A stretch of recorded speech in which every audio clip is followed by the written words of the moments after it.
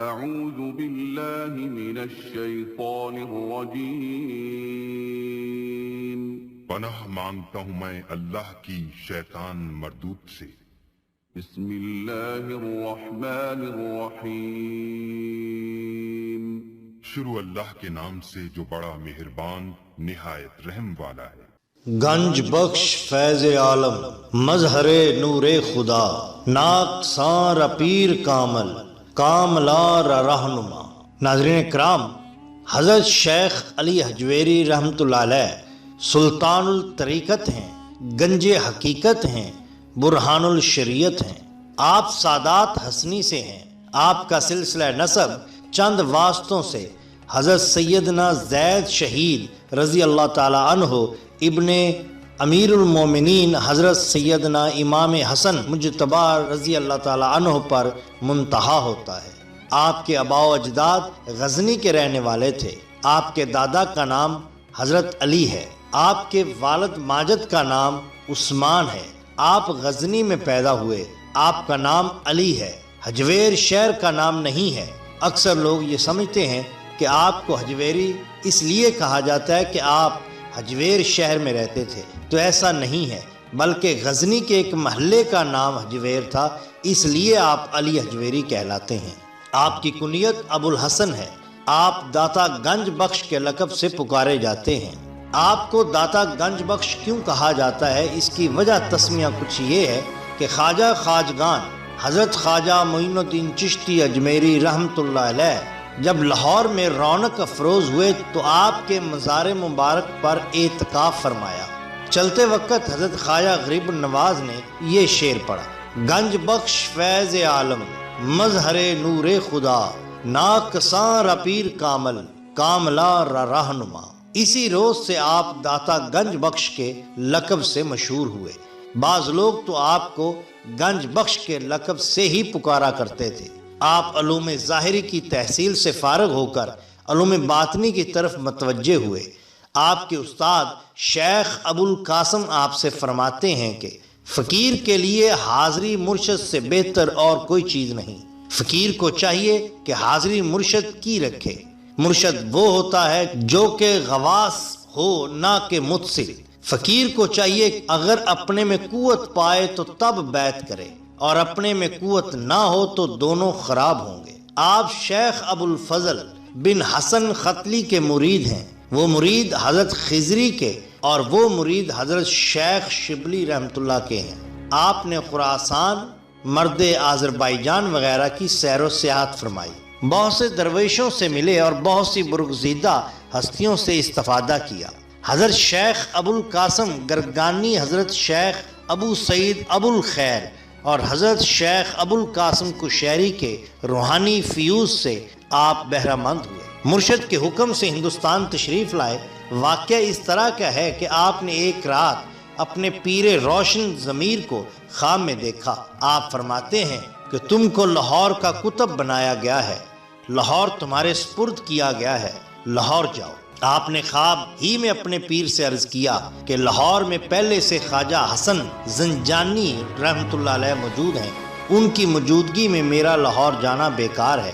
آپ کے پیر و مرشد نے آپ کو جواب دیا کہ بحث و مباحثہ کی ضرورت نہیں، دیر نہیں لگانا چاہیے، جلدی روانہ ہو۔ حکم پاتے ہی لاہور روانہ ہوئے۔ بعض لوگوں کا خیال ہے کہ آپ سلطان مسعود بن سلطان محمود غزنوی کے لشکر کے ساتھ ہندوستان تشریف لائے، اور بعض لوگ اس سے متفق نہیں۔ ان کا کہنا ہے کہ آپ شیخ احمد جمادی سرخسی اور شیخ ابو سعید حجویری کے ہمراہ ہندوستان تشریف لائے۔ لاہور میں پہنچ کر رات ہو جانے کی وجہ سے آپ نے شہر سے باہر قیام فرمایا۔ صبح کو جب شہر میں داخل ہوئے تو ایک جنازہ آتے دیکھا۔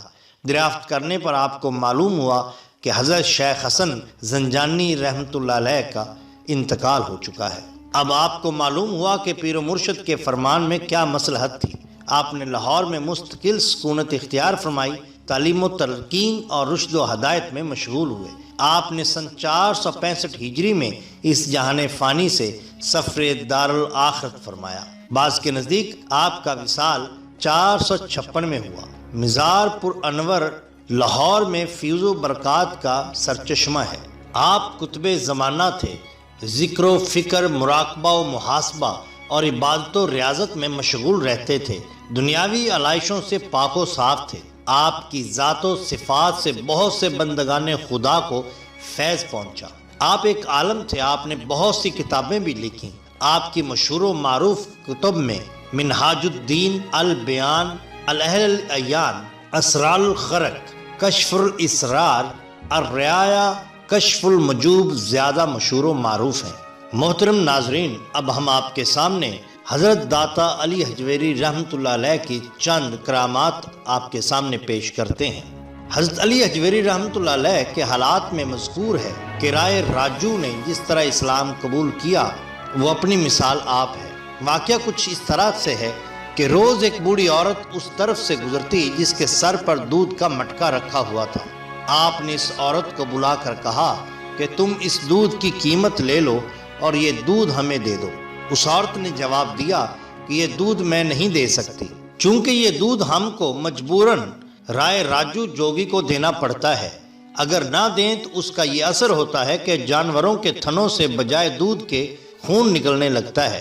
آپ اس عورت کی بات سن کر مسکرائے اور فرمایا، اگر تم یہ دودھ ہمیں دے دو گی تو اللہ تعالیٰ کے فضل سے تمہاری گائیں بہت زیادہ دودھ دیں گی اور جانوروں پر بھی کوئی اثر نہیں ہوگا۔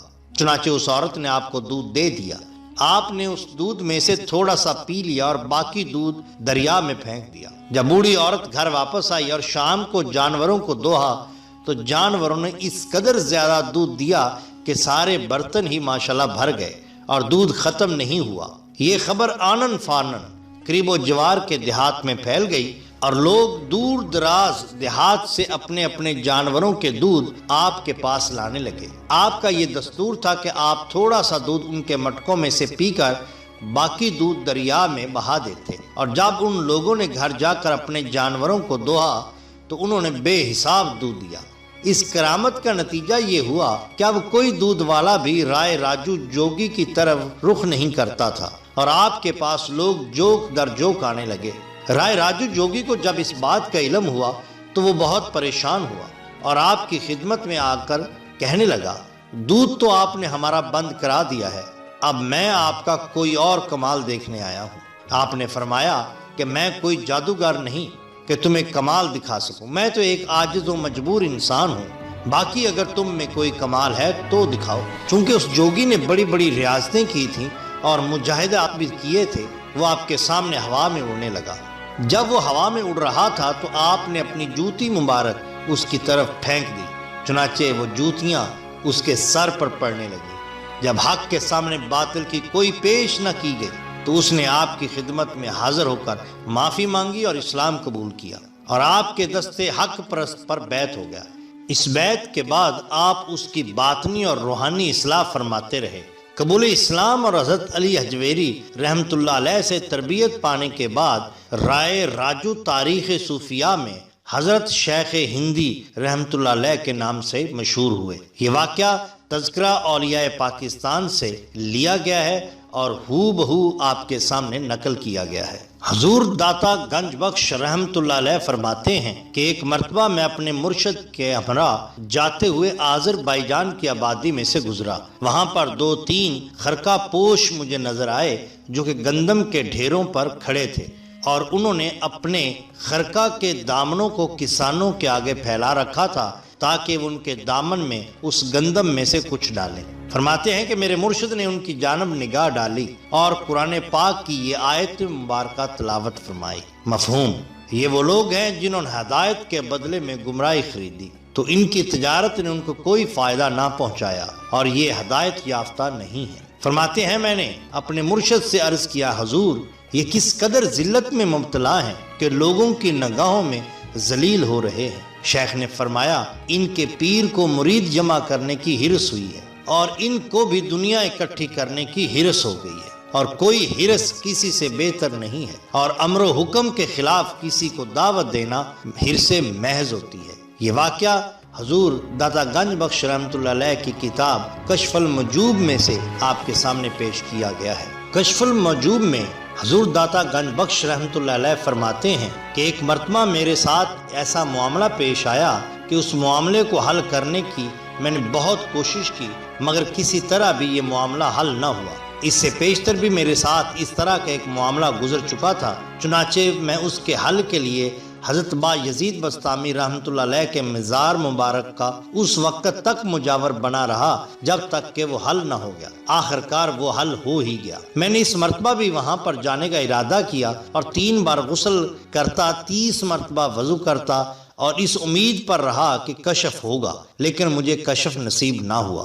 آخر ایک دن میں نے خراسان کے لیے رخت سفر باندھا۔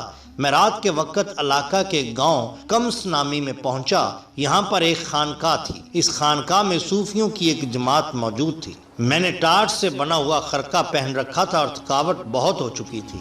میرے پاس سوائے ایک عصا، چمڑے کے لوٹے اور ہاتھ کی ایک لکڑی کے اور کوئی سامان نہ تھا۔ ان صوفیوں نے مجھے بہت حقیر خیال کیا۔ ان کی نظروں میں بہت ہی حقیر دکھائی دیا۔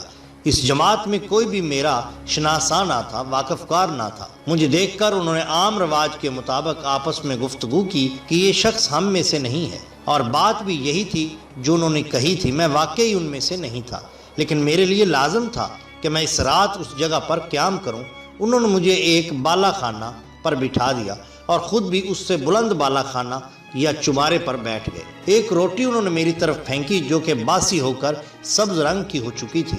مجھے اس کھانے کی خوشبو بھی آ رہی تھی جو وہ کھا رہے تھے اور میرے ساتھ طنزیہ باتیں بھی کرتے جا رہے تھے۔ جب وہ بالا خانہ پر کھانا کھانے سے فارغ ہوئے تو پھر خربوزے کھانے لگے اور اس کے چھلکے میرے اوپر پھینکتے رہے۔ کیونکہ ان کی نظروں میں بہت حقیر تھا، آخر میں نے اپنے دل میں کہا، اے اللہ، اگر یہ لوگ وہ ہیں جو تیرے دوست ہیں تو ان کو جامع دوست کیوں مل گیا، یا پھر مجھے ان سے علیحدہ نہ کیا ہوتا۔ حضور داتا گنج بخش رحمۃ اللہ علیہ فرماتے ہیں کہ ان کی تان جس قدر مجھ پر زیادہ ہوتی جاتی تھی، اندر سے میرا دل بہت خوش ہو رہا تھا، حتیٰ کہ ان کی تان و طنز کے تیروں سے مجھ پر میرا معاملہ حل ہو گیا اور کشف مل گیا، اور میں نے سمجھ لیا کہ مشائخوں نے ان جاہلوں کو کس لیے اپنے اندر رکھا ہوا ہے اور ان کا بوجھ کیوں اٹھائے ہوئے۔ ناظرین کرام، لاہور میں سکونت اختیار کرنے کے بعد آپ نے ایک مسجد تعمیر کرانا شروع کی۔ مسجد کی سمت قبلہ رو نہ ہونے کی وجہ سے وہاں کے علماء نے اعتراض کیا۔